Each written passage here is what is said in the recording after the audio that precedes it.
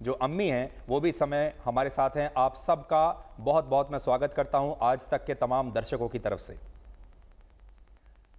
नौशाद साहब, कल आपकी तस्वीर देखी जिसमें आप बड़े इमोशनल हो रहे थे अपने बेटे को देखकर। आपका बेटा एक ऐसा लग रहा होगा आपको जैसे आपका कोई वर्षों पुराना सपना सच हुआ। वो अनुभव आज आप हमारे दर्शकों के साथ, पूरे देश के साथ शेयर कीजिए। जब आपने अपने बेटे को कल भारतीय क्रिकेट टीम में खेलते हुए देखा, जब वो मैदान में जा रहा था, जब उसे टेस्ट कैप मिल रहा था, क्या भावनाएं थीं आपकी?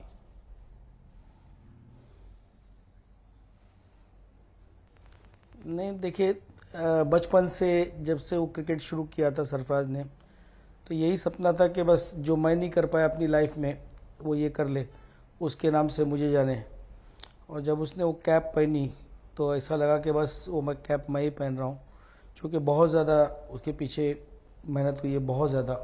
पूरा घर लगा हुआ था, एक रूटीन बना हुआ था। ना तो कभी बचपन में गोटी खेला, ना कभी पतंग उड़ाया, ना कहीं कोई ऐसा दोस्तों के साथ घूमना, ना कुछ। सुबह मैं 4 साढ़े 4 बजे उठ जाता था, ये खाना बना के देगी। उसके बाद फिर साथ में हम लोग वीटी जाते थे, प्रैक्टिस करते थे। उसके बाद फिर शाम को यहाँ पर प्रैक्टिस करते थे घर पे आके। तो ये रूटीन कई सालों से चल रहा था। परफॉर्मेंस कभी हो रहा था, कभी अच्छा लग रहा था, कभी ख़राब लग रहा था। तो बस लगे हुए थे, अपने काम कर रहे थे। और जब वो कैप मिली तो ऐसा लगा कि बस सपना पूरा हो गया है, क्योंकि बहुत ज़्यादा बाकी भी बच्चे सपना देख रहे। तो ऐसा लगा कि उन सबका सपना पूरा हुआ है, जो मैदान में दिन रात अपने घर बार को छोड़कर, घर वालों को छोड़कर, घर की रोटी छोड़कर जो स्ट्रगल कर रहे हैं, मैदान से जुड़े हुए। मट्टी, ना टॉयलेट है, ना बाथरूम, ना पानी की सुविधा है, ना वहाँ पर आज़ाद मैदान, क्रॉस मैदान में यही फैसिलिटी होती है कि आपको सब कुछ पे करके यूज़ करना पड़ता है। पे एंड यूज़ टॉयलेट वगैरह होती है। उस जगह से यशस्वी जायसवाल, पृथ्वी शॉ, अरमान, उससे पहले सचिन और विनोद कांबली भी निकले। आज आप लोगों की दुआ से सरफराज भी वहाँ पर पहुँचा है। ये 92 इयर्स का जर्नी है क्रिकेट का, टेस्ट का। इसके अंदर टोटल 310 लोगों ने अभी तक ये सफ़र तय किया है, टेस्ट खेला है। और वो 311वीं कैप जो सरफराज को मिली, तो एकदम से ऐसा लगा कि अब क्या करें। तो आँख में, क्योंकि बहुत सारी लाइफ में तकलीफ़ आती है, उस वक्त बच्चे तो रो लेते हैं, लेकिन एज ए पेरेंट, कोच, मैं रो नहीं पाया। तो उस दिन मैंने अपनी भड़ास निकाल ली है। मैं देख रहा हूं अभी स्क्रीन पर भी हम वही तस्वीरें चला रहे हैं जिसमें आपकी आंखों से आंसू आ रहे हैं, आप रो रहे हैं। एक ऐसा पिता, आपके बारे में बात कर रहा हूं, जो खुद बहुत बड़ा क्रिकेट का खिलाड़ी बनना चाहता था, वहां तक लगभग पहुंच भी गया था, क्योंकि आप रणजी ट्रॉफी तक पहुंच गए। प्रोबेबल्स की लिस्ट में हमेशा आपका नाम आता था, लेकिन आप खेल नहीं पाए। और फिर आपने वो सपना अपने बेटों के जरिए देखना शुरू किया। तो आज जब आपका बेटा आपके सामने भारत की टेस्ट टीम में खेल रहा है, क्या आपको ऐसा लगता है कि आप खुद ही खेल रहे हैं? बिल्कुल बिल्कुल, वही फीलिंग है। ऐसा वो एक्चुअली आपने देखा होगा उनके टी शर्ट के पीछे जो नाम है ना, नंबर है, वो 9 और 7 है। एक्चुअली वो मेरा ही नाम है, नौशाद नाम है। तो हिंदी में उसको 9 और 7 आप पढ़ सकते हैं।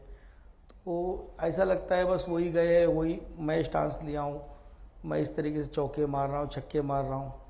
लेकिन उस वक्त कुछ मजबूरी अलग थी। तो मैंने ये सोचा कि इनको वो तकलीफ़ नहीं होने देना है, और जो गलती मैंने अपने 25 साल के करियर में की है, वो गलती इनको नहीं करने देना है। तो दिन रात लगा दिया इनको। जी नौशाद साहब, आप पिता भी हैं और आप कोच भी हैं। इन दोनों में से ज़्यादा खुश कौन है?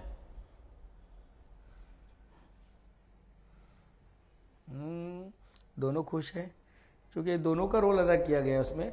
लेकिन कोच का ज़्यादा, क्योंकि पिता जो होता है ना, वो 100 बच्चों में से सिर्फ अपने बच्चों को देखता है कि कैसे खेल रहे हैं, कैसा, उसी में सपने देखता है। लेकिन जो कोच होता है ना, वो कंपटीशन देखता है कि मेरा बच्चा अभी इस वक्त कहाँ है, और उसको कंफर्ट जोन नहीं देगा वो।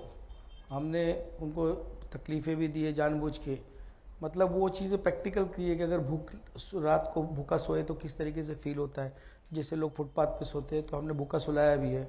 और गाड़ी मोटरसाइकिल होने के बाद भी ट्रेन से भेजा है कि लोग ट्रेन से सफ़र करके आते जाते ज़रा जाओ किट बैग लेके, ताकि वो महसूस करो कि लोग इतना बड़ा किट बैग उठाते और मैदान पहुंचते और आउट हो जाते ख़राब शॉट्स खेल के, तो उनको कैसे फील होता होगा।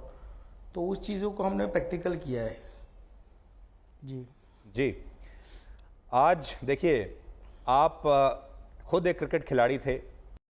सरफराज खान के अम्मी अब्बू रो पड़े। इंटरव्यू के दौरान उनका कहना था कि मेरे ख्वाब था कि मैं क्रिकेटर बनूं, लेकिन जब ना बन पाया तो मेरी आखिरी उम्मीद और ख्वाब मेरे बेटे सरफराज के साथ जोड़ा था कि यही किसी तरह क्रिकेटर बन जाए। और फिर जब उसको कैप पहनाएगी तो मेरा ख्वाब पूरा हो गया और मैं अपने आंसू ना रोक सका।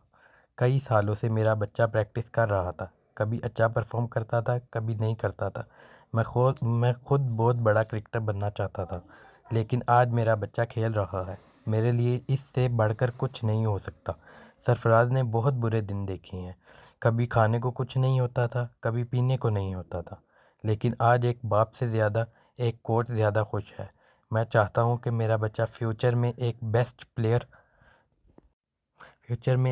प्लेयर बने और दुनिया में मेरा बच्चा इज़्ज़त का नाम कमाए और विराट कोहली की तरह इसका भी चर्चा हो। मज़ीद जानने के लिए इस वीडियो को लाइक एंड सब्सक्राइब करें।